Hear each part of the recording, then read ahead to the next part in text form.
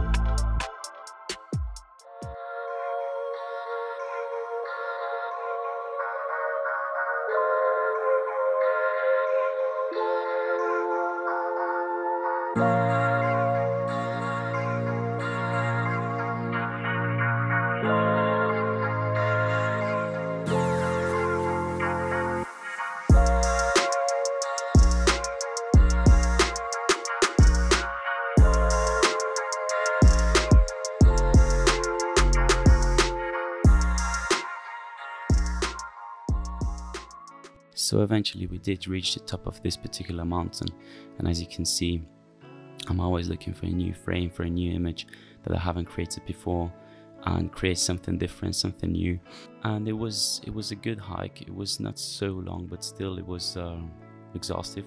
And when we reached the top, we were super hyped because we still got to see the golden hour. And a important quote I would say is that there is no shortcut to any place worth going.